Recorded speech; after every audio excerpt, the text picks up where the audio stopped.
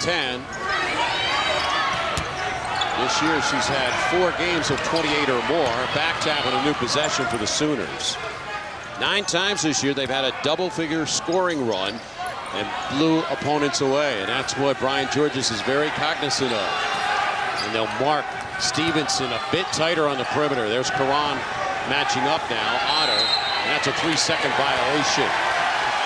Really a good call finally by the official. Brian Georges just pleading his case. Legitimately, she was in there 5 seconds. And these are MAC officials.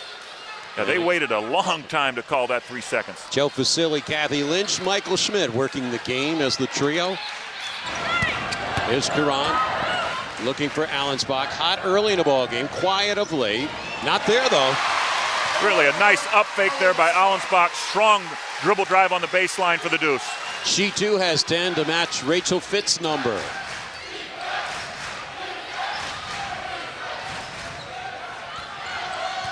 They've done a good job bringing Hartman off the bench. I thought she settled the team down at the point. That one airmailed in from Willis. Barris beaten to the loose ball again, but the shot clock rolls at 8. Again, their top scorer is on the bench. Danielle Robinson. Stevenson this time didn't draw iron. Then it goes off Fitz's ankle. Officials are going to confer. Kathy Lynch is going to come up to Joe Facili and check on the call. And the ball ricocheted as it appeared, as Willis is taken out.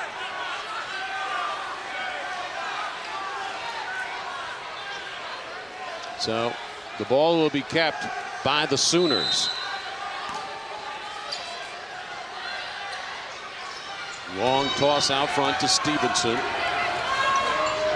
As a junior last year, she started 9 games. They used to have the Paris twins. Denial by Lyons.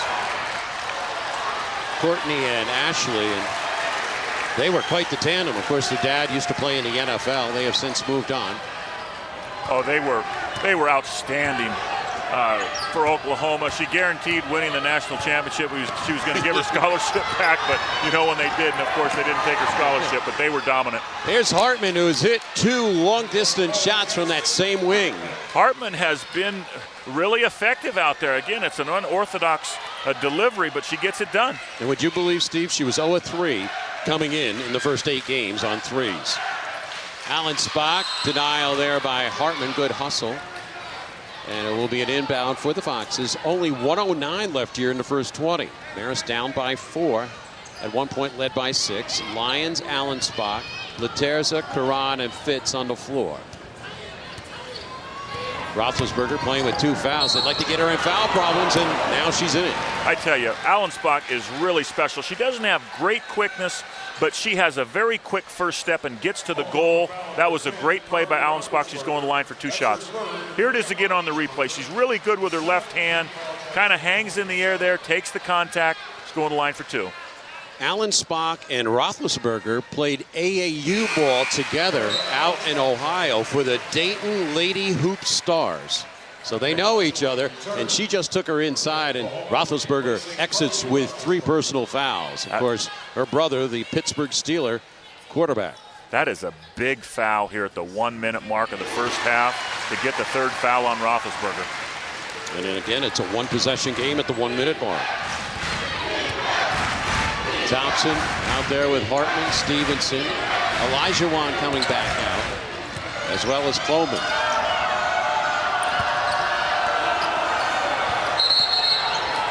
And another 3-second violation. Kloman, that's the 2nd time she's pitched a 10 in there. He just, a good call, Dean, absolutely. Just camping in the key. I mean, and they're giving him 4 seconds, but that was an easy call to make.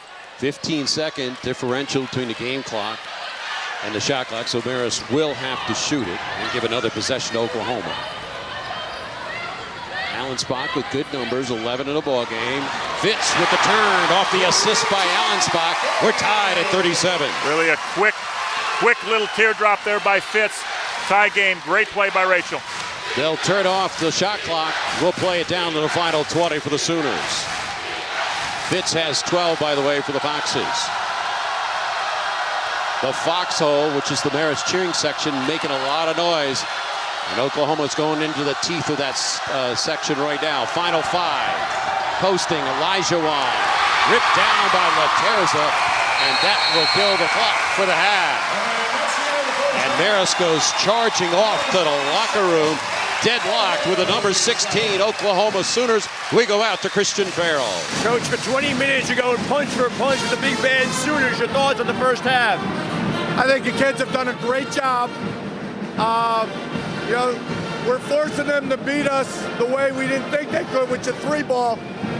They've shot it real well. We just got to come out and just keep plugging away. You try anything different to try to contain Stevenson in the second half? Not really sure because they got so many other weapons. All right, Coach, good luck in the second half. Thank you. Dean, back to you. A cool, collected customer, Brian Georges. His team tied at 37. As we head to our break here at halftime, we've got a lot planned for you. Stay with us. You're watching Marist Basketball, the Cable 6 Sports Network.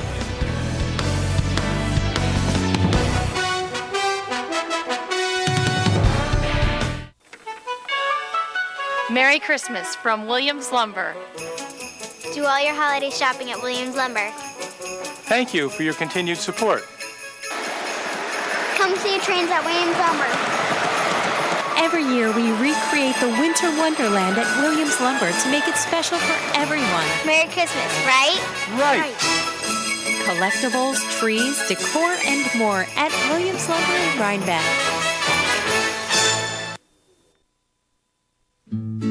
The all-new Frigidaire Gallery collection. Only Frigidaire has a range with an effortless oven rack that automatically extends for easy access. A refrigerator with the most usable shelf space that makes it easy to stay organized and find everything when you need it. And the quietest dishwasher in its class. So now you can have a moment to yourself, even if you don't have a moment to yourself. Earl B. Fiden Appliance will give you $50 to trade in your old appliance. Earl B. Fiden, your Cash for Clunkers headquarters. Whatever your age or athletic ability, the team of specialists at Orthopedic Associates of Dutchess County want to get you back in the game. Carpal metacarpal arthritis is one of the most common things that hand surgeons will see in the office, and it can be very debilitating. Most people that have this procedure done are extremely happy. It allows them to get back to essentially full function and, more importantly, pain-free function. Orthopedic Associates of Dutchess County has been helping you make all the right moves for over 35 years. Halftime, Oklahoma Sooners have come in to play the Foxes, and right now they're deadlocked with Maris 37-37. So down to the baseline, Christian Farrell's got a special guest, a former player. Yeah, thanks, Dean. I'm joined right now by Stephanie Del Priore, a member of the Lady Red Foxes from 2000 to 2004. Stephanie, thanks for joining us. Oh, absolutely. I'm so happy to be here. This is awesome. So, Stephanie, you have some experience playing against the Oklahoma Sooners. Talk about it. I do. My senior year in 2004, we went to the NCAA tournament for the first time, and we played Oklahoma, and we actually lost. So I'm here to support Maris to get a little bit of payback, I guess you can say. To talk about this Lady Red Foxes program, you were kind of in the early part of building this foundation to where it is now. Right. This is awesome to see this. I mean, I walked in and it looks like a totally different gym. It means so much because I came in 2000 when we didn't have a winning season, and then to see what it's become now, it's amazing, and I'm so proud to be here, and I'm just so happy to see so many familiar faces. It's a great thing. And you are also familiar with the man who's running the show now on the Maris bench, Brian Georges. Tell me about playing for him. I absolutely love playing for Georges. He's a phenomenal coach. He's a great person. I've stayed in contact with him since I've graduated. I go recruiting in the summer, and I talk basketball with him. I get some ideas, and he sat us right behind the bench for this game. Me and another former player, Kerry Sullivan's here. So he sat us behind the bench, and that meant a lot to us. So I'm still pretty close with him. So now get us caught up on what you're doing. You just told me that you are yourself following perhaps in Coach Georges' shoes, and you are a basketball coach yourself. I am. I'm coaching. I'm an assistant coach at Stevens Institute of Technology in Hoboken, New Jersey. It's a Division III school, and I'm loving it. I love coaching. It's basketball, so I'm happy doing it every day. Was that trip to the NCAAs the highlight of your 4 years here in Poughkeepsie? Absolutely. It was always a goal of our senior class to not only have a winning season, but to go to the NCAAs, and we did it for the first time in Marist women's basketball history. So to go from there to this, I couldn't be happier. And you do follow the team regularly? I mean, you're quite aware of their success and from day to day, game to game? I do. I follow them as much as I can. I try to get out to as many games as I can. It's tough being a coach trying to watch college basketball and travel, but fortunately I had off today, so I got to come up for the game. So I follow them as much as I can. Any particular strategy, philosophy you have now that you're on the bench, or how is that transition going from player to coach? It's different because there's some times where I just want to be on the court, but I'm a firm believer in fundamentals. You know, pass the ball inside, give and goes, pick and rolls. So just, typical layups, just all fundamentals, nothing too crazy. Just like the Marist runs motion and back screens. I'm a firm believer in that, and I could thank Georges for that now. You aspire to be a head coach one day, I gather? Yes, eventually. In a few years, I could see that happening, absolutely. Are wins more gratifying as a player or a coach? It's different. It's gratifying on both ends. As a player, wins, especially big games, it's very gratifying. But as a coach, it's awesome to see somebody else, like your team, happy when you win, and then you knowing that you had a part in that as well, even though you didn't play. It's a great feeling. Well, Stephanie, thank you very much for taking some time to join us, and good luck on the bench in your coaching career. Thank you. I appreciate it. All right, Dean, back to you. Thanks, Christian. We are tied at 37-37, and what we have next on the docket, we'll take a look at some three-point numbers, and the three-pointer was key for both teams, and also we'll have the eye on the MAC. After this, timeout.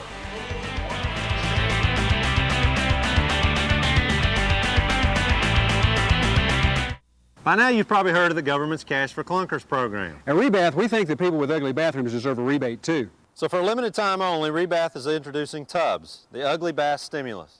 Rebath is the only local authorized tubs provider where you can get cash for your ugly tub. So if your bath looks like this, or this, we'll give you $400 for your old tub when you trade it in on any new tub or shower system from Rebath.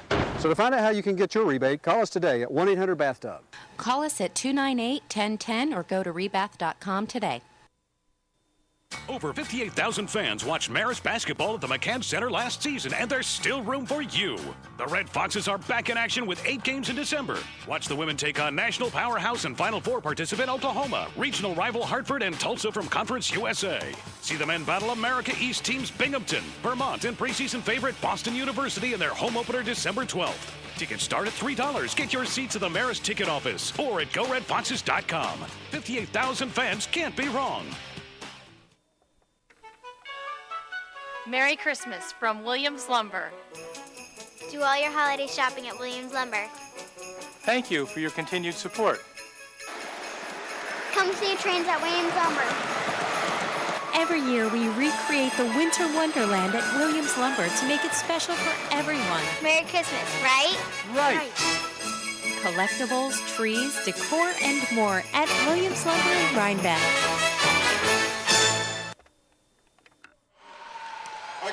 37-37 our score. Marist and Oklahoma, as we take a look at the three-point numbers, are brought to you by CDPHP, a plan for life. And Steve, how key was the three-pointer for both teams? Well, it was critical in the first half.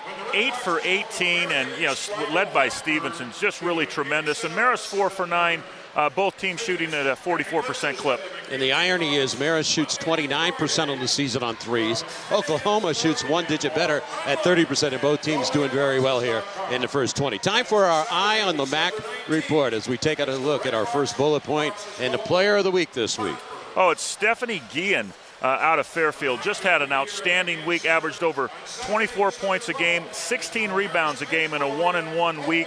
The 33-point game, Dean's interesting. It was the 4th highest in program history. Fairfield, how's it going right now? They're a nice looking team.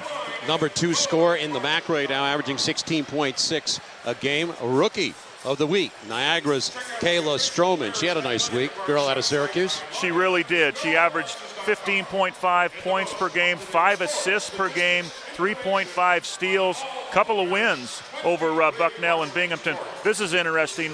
As we know, Niagara has struggled. It was their first winning streak since February of 2008. So things are looking a little bit better for Niagara. Last Saturday night, the Battle of Albany was key as well. It was really a big game up in Albany.